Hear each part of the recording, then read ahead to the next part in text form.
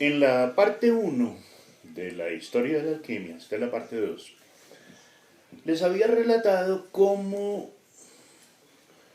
los filósofos griegos, pues no todos, una buena cantidad, se radicaron en Egipto.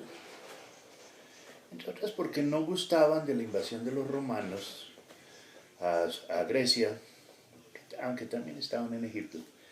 Pero adicionalmente, los que no se fueron por allá para la India, para la China de ellos, que de ellos no se sabe mayor cosa, se radicaron en Egipto, principalmente en Alejandría, por estar allí la biblioteca, la famosa biblioteca de Alejandría. Les alcancé a relatar que ellos se radican principalmente finales del siglo segundo, primero antes de Cristo, y y en Egipto se encuentran pues con gente, a ver, dos culturas que se encuentran, pues buscan más o menos personas de su nivel intelectual similar. Es así como los griegos que despreciaban el trabajo manual o no le daban el valor que se le debía dar, eran grandes pensadores y tenían unas formas de raciocinio espectaculares. Por ejemplo, ahí está el silogismo que, si no estoy mal, se le debía a Aristóteles. Pero por otro lado, los egipcios eran grandes experimentadores. Eso no quiere decir que no tenían raciocinio, pero aprenden mucho de la forma de raciocinar de los griegos y además ellos sí le daban un valor enorme a la experimentación.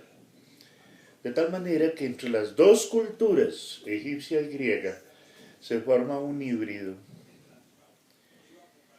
que inicialmente, esta mezcolanza de las dos sociedades, forma un híbrido que inicialmente no recibió nombre.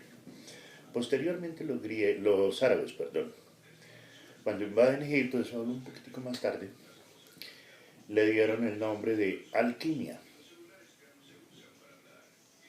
Bueno, ellos estando en Egipto, pues tienen digamos, la influencia principalmente de Aristóteles y de Platón y creen en la transmutación de los elementos. Por eso uno de los objetivos de los alquimistas, nombre que todavía no recibían, era la transmutación de los metales en oro, el cambio de los metales en oro.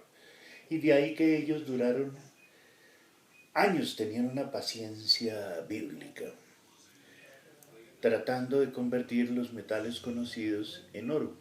Todos los días de su vida dedicados a cocinar y a darle juego a un elemento como fuera el plomo o el mercurio, que fueron los que trabajaron principalmente para esos fines, intentando transmutar los metales como el plomo, como el mercurio, en oro.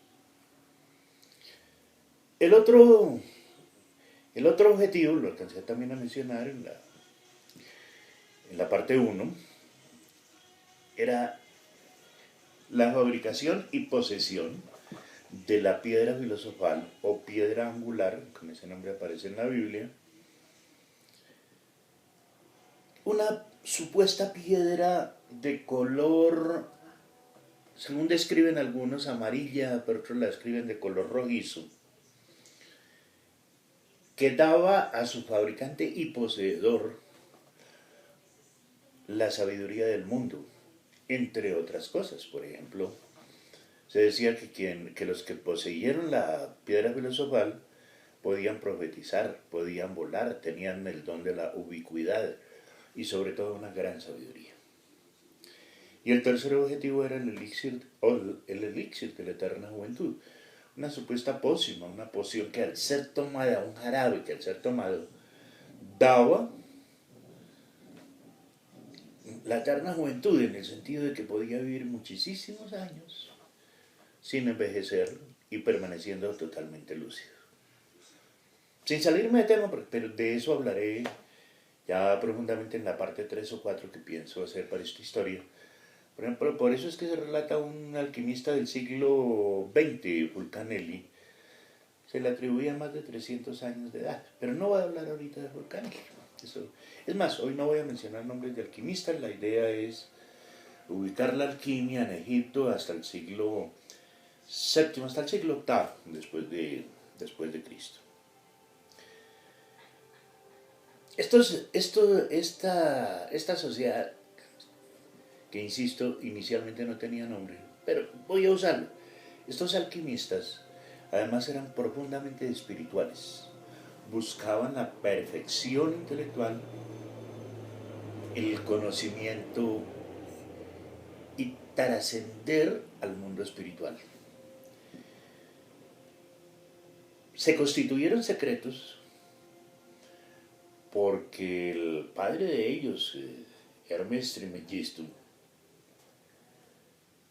supuestamente el dios de la sabiduría para algunos y para otros un Atlante, es decir, un sobreviviente del hundimiento de la Atlántida. Esto, según ellos, fue antes de la primera dinastía egipcia, es decir, mucho antes del año 3000 antes de Cristo.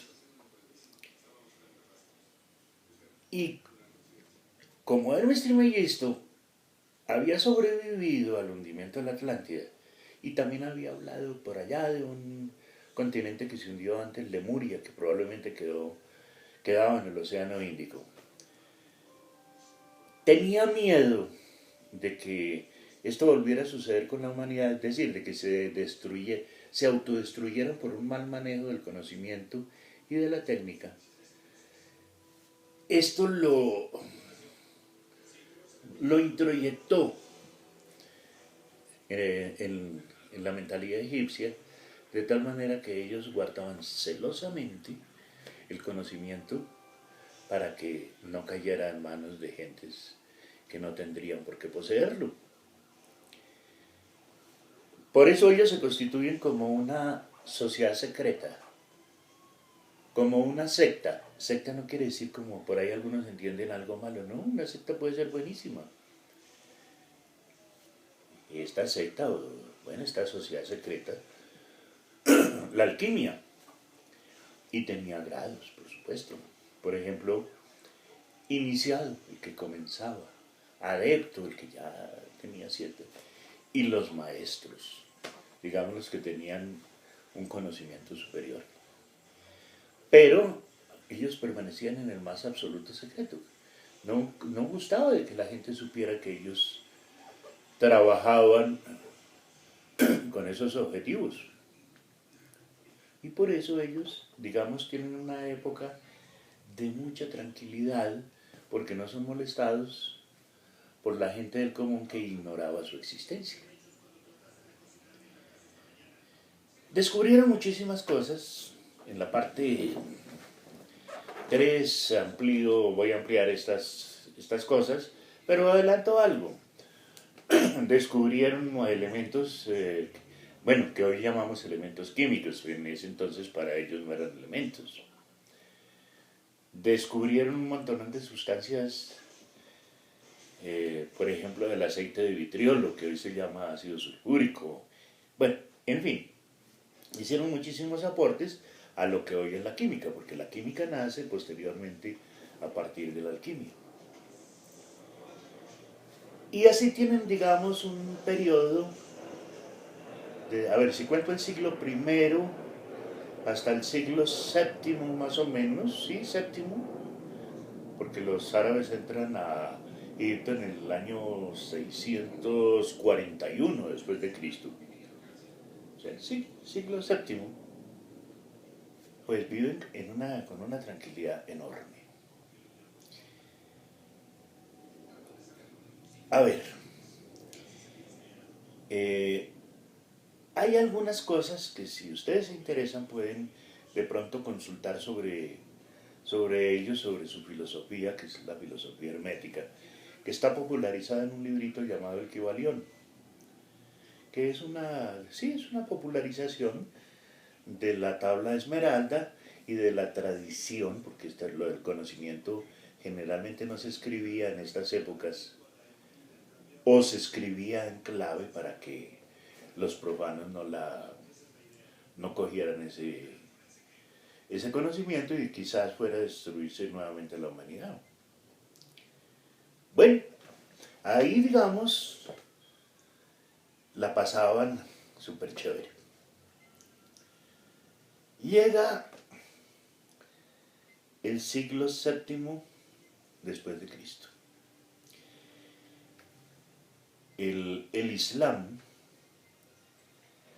intenta, y de hecho lo llevan a cabo, digámoslo así, con éxito y sin éxito,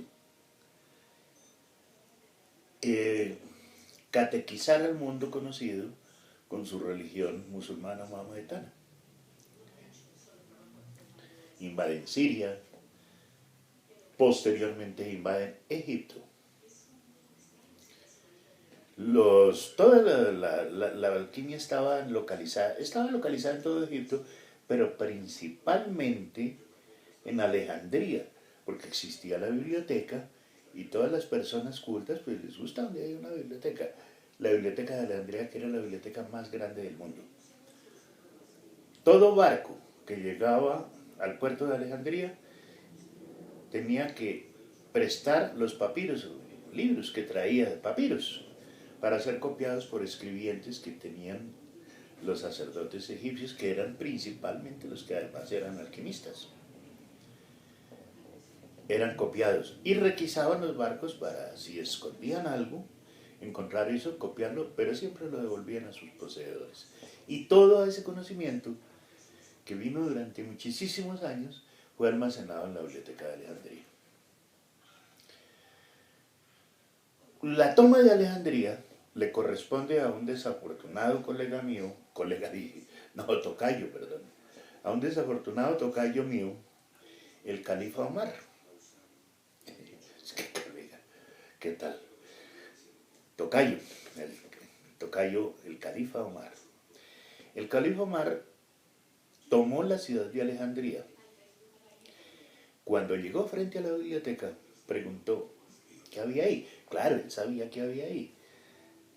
Entonces le dijeron, ahí hay libros, se guardan muchos libros, haciéndose el pendejo.